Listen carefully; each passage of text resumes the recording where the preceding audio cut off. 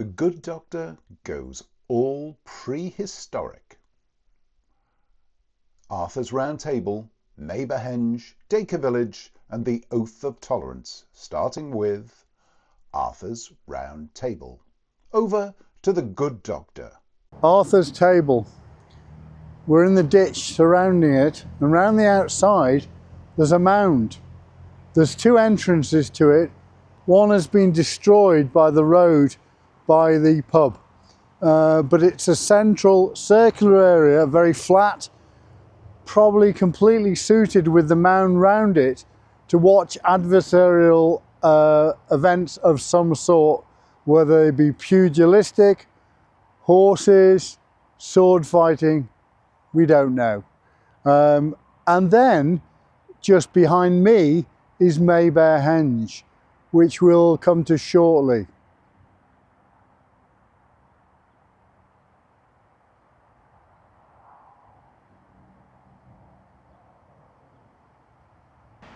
It's a nice brisk day. We're up in Cumbria, and this is actually until 1092 used to be part of Scotland, but it actually wasn't Scotland. It was actually part of a Brittonic kingdom, and this particular area is termed Reged. So this henge is probably one of the most impressive in Britain. It's bigger than Stonehenge in area out of the stones, and it's huge. It's a massive mound made of cobbles from the nearby river Lowther, and it's probably about 3,000 to 2,000 years BC, so about 5,000 years old. So we're going to slowly walk up the mound and have a look at it.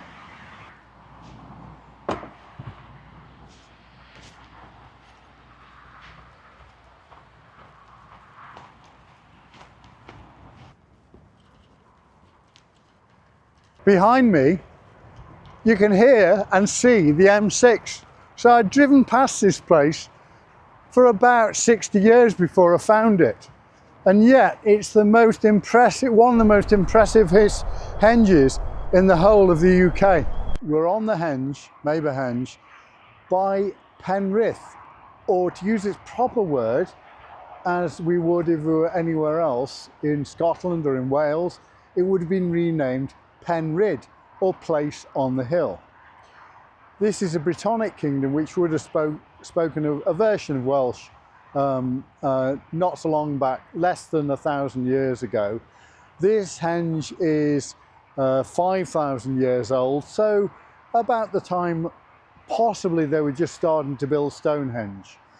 And you can see the hill over there, and this point is probably here because it's a meeting point.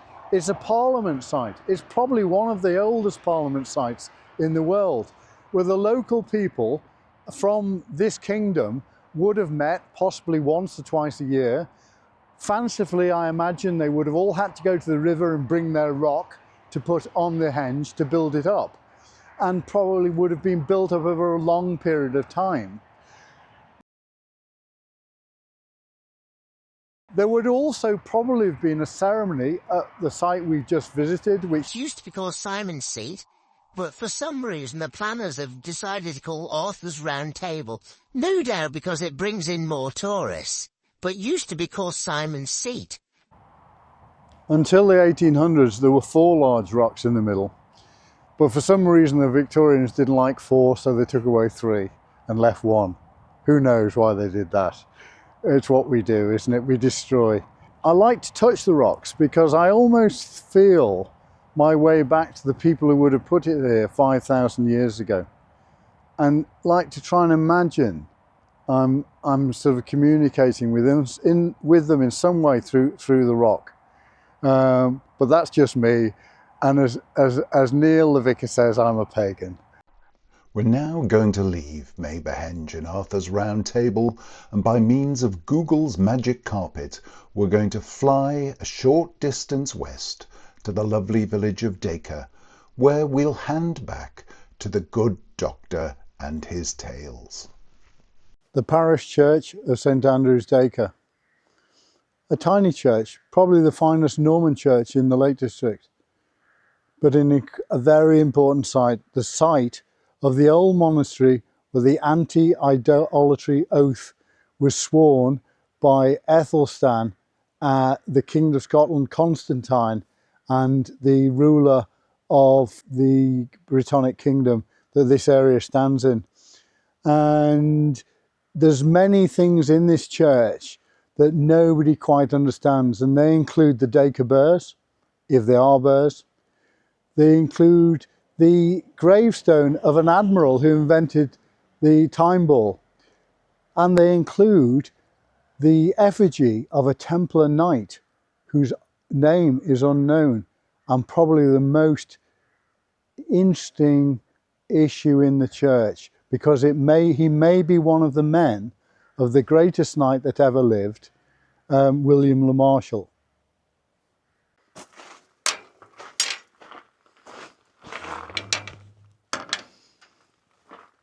So we walk up to the most interesting aspect of the church you can see today, other than the Templar Knight, which is one of the Dacre Burrs. Now, when I first saw it, I wasn't sure it was a burr, but I think the head's gone, and it's probably holding a tree. And there are four of them. They stand to the sides of where the church lays today. This is the arm. It's probably lost its head. That's a tree, we think, and there are four of them. We'll go and look at the other one now. This is the second burr.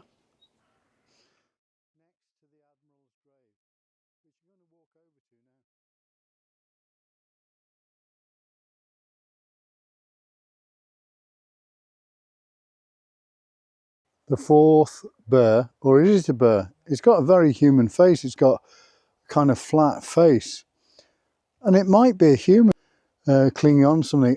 There are four of them. It could even represent the four kings who came.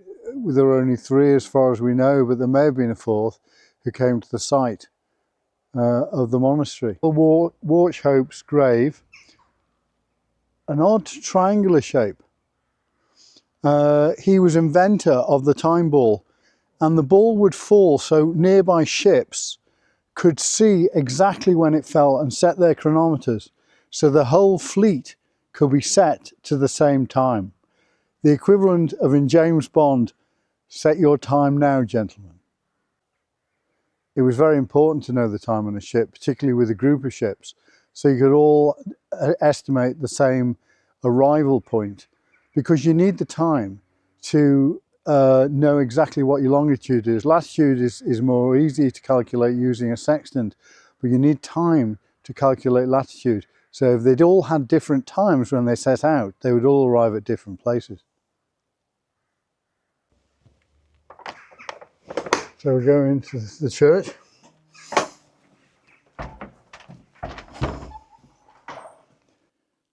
Here we have the effigy of a Templar knight.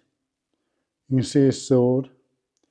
You can see the typical armour around his head, the chainmail. He's got chainmail on his upper body as well. He was a tall man. He was a large man by modern standards. It may even have been an effigy of William le Marchal himself, although it's said that he's buried in the Temple Church in London. Here we have the base of a Viking cross, and on it you can see what looks like a man and a woman, a deer, and down the bottom two other figures with a tree in between them. So walking up to Dacre Castle, which is a moated tower house, probably constructed in the 14th century, so probably about just after the Crusade, and was probably constructed as a defence against raids from Scotland, apparently by somebody called Margaret Moulton, and then was held by the Dacre family, and they lived there until they built their large house further down in the valley. But you can now rent it, and I'm told that it's on a 10-year tenure. So if you want a house, here's your one.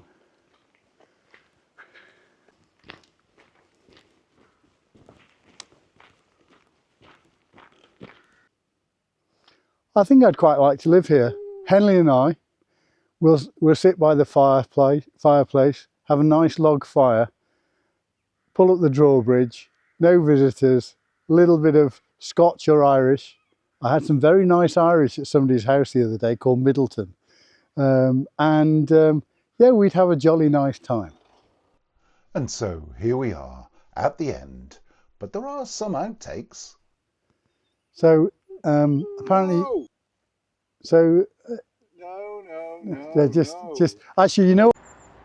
So No!